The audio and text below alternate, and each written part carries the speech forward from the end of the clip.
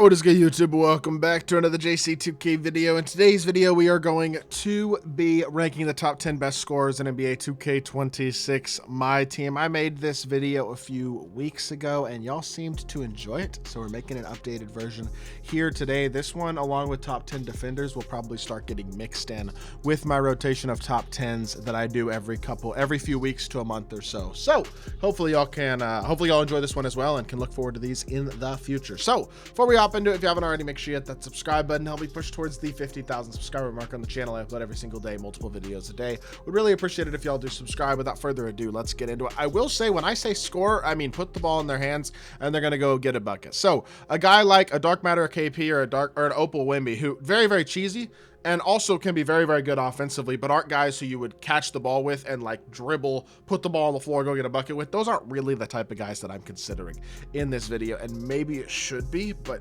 just so y'all know, that's not really the type of card I'm thinking about.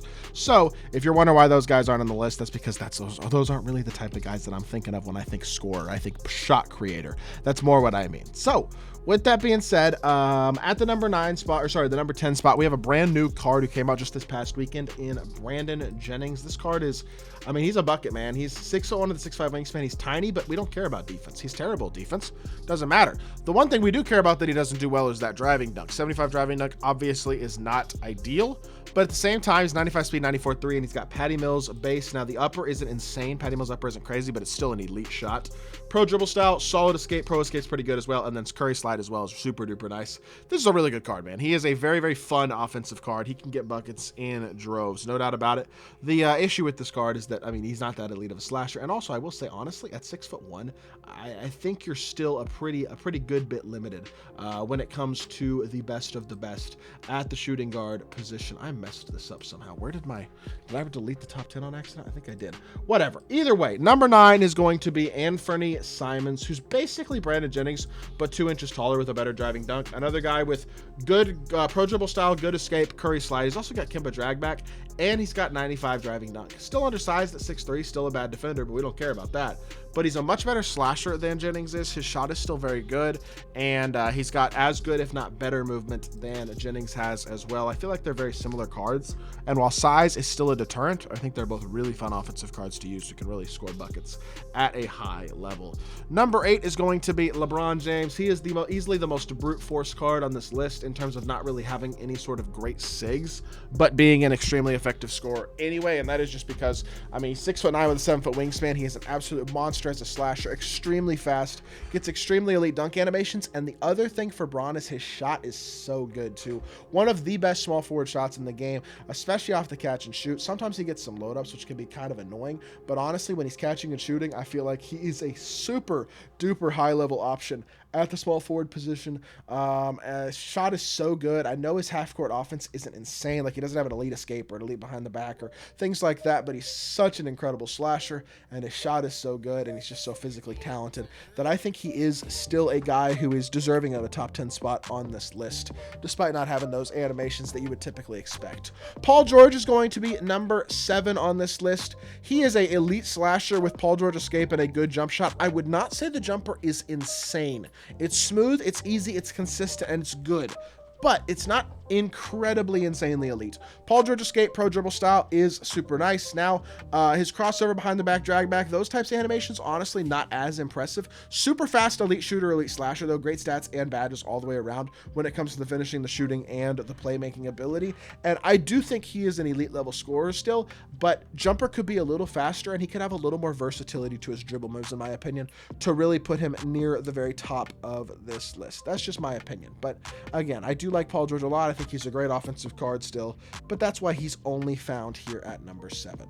Number 6 is going to be a very, very good card with a little bit unorthodox movement and stuff in LaMelo Ball. LaMelo does not have any elite escape. He does not have any elite behind the back.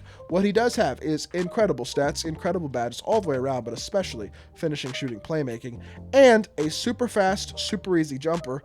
Really good moving crossover in the full court, good dribble style. Just a card who is very tough to stay in front of, super fast as well. He's one of those point guards who feels like he has 110 speed, kind of like Shai. Gets to the rim really easily, stay ducks at a very high level, Also has elite size at the point guard position at 6'7", which is another positive also. I think he's a very good card, and I think he does deserve to be pretty high on this list as well, despite the fact that he's not a guy who I would consider your stereotypical escape behind the back off the dribble scorer. Number 5 is going to be Terry Dischinger. Terry is a guy who I absolutely love, but honestly, he's not the best shot creating shooting guard. He's actually not the second best shot creating shooting guard either, in my opinion. Despite having the Kawhi behind the back and a really good jumper and very well rounded stats and badges, no half handles for days is a little annoying. 94 speed, 93 95 dunk is great. His shot is really good too, and Kawhi behind the back, Kyrie dribble style, also very, very good. But Giannis escape is not uber elite. I think that is the one criticism I have of this card. Also, I don't love the Brunson drag back. There's a couple of small animation things where it's like, it's not insane. I think not having a super elite escape is definitely one of those things that can definitely be pretty annoying, but I don't think it kills the card either, if that makes sense. He's still a great scorer and one of the very best shooting guards in the game without a doubt, but I'm going to put him at number 5. Number 4 is going to be Brandon Ingram. I still love BI on the offensive end of the court at a level that, I mean, I pretty much don't love any card. He's such a bucket getter, man. So elite as a slasher, as a shooter at 6'10", that size can be really tough to match up with. I just think overall he's a card who is tough to stop. His contestability is really good. 90 speed, 93 3, 90 dunk. Defensively, he's awesome. His release on normal is honestly a very good release, and it's also a very high release point. He's tough to contest, which is also a big thing. I think being 6'10" does legitimately actively help him to be overall better. I think he's a very good card, and I think he's a guy who is towards the top of this list 100%, and deservingly so. Even with only having D-Book, dribble stop, Paul George escape, the rest of his SIGs aren't insane. The stuff he can do offensively is still absolutely special. He gets such good dunk animations too. Just a huge fan of what Brandon Ingram provides on the offensive end of the court. Number 3 is going to be, and this was tough, I think I'm going to go Opal Shai. Also goes for the pink diamond. They're the same card, and really whichever one you have, the pink diamond would be in this spot too. But it's just elite jumper. The crossover combo push cross animation thing that he has is so glitchy. 94 speed, 92 3, 85 driving dunk. Feels better than that, though. He's standing dunks everything. Second year in a row where Shai has just been a force when it comes to finishing around the rim as well. And I just love the movement. He's very unorthodox, but it's really, really effective. I think he's awesome. I love Shai. I run my offense through him in King of the Court quite often. He often has really, really big games for me. One of my favorite cards in the game to use, and that's his pink diamond, obviously, that I'm talking about there. But either way, he's extremely, extremely good, and he's a guy who deserves to be very high up on this list. Number 3 feels right, but I honestly could argue number 2, and I don't think it's ridiculous to say number 2. I'm going Booker at number 2, mainly because 95 driving dunk over 85, just slightly better stats and badges across the board, plus release on very quick is definitely a net plus. This card is an absolute bucket getter. He has a great release, Garland dribble style. D-Book's drag back is super nice. His breakdown combo is super nice. His escape and behind the back aren't crazy, and again, you could criticize that if you want, but with how incredible stats and badges are, as well as having that 95 driving dunk now, and again, a better dribble style, a better release timing, faster jump shot, Pink Diamond D-Book was on this list the last time I made it. Devin Booker's Dark Matter absolutely deserves to be high up on this list. That being said, my number 1 from the last list has actually not changed. I still think Dr. J is the best scorer in the game. 6'7" with a very big player build, elite level slasher, and honestly, an elite level shooter as well. Plus, he's got the shot creation, the KD escape, Kawhi behind the back.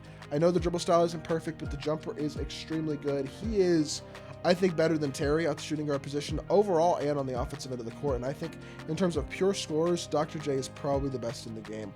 Although, again, it is pretty close together, especially between the top 3 or so guys. But Dr. J is going to be my number 1 choice for this video. With that being said, that is going to do it for today's vid. If you did, make sure you hit that like button, leave a comment, and subscribe. I'll be back on more 2K content very, very soon, and I appreciate y'all. Peace.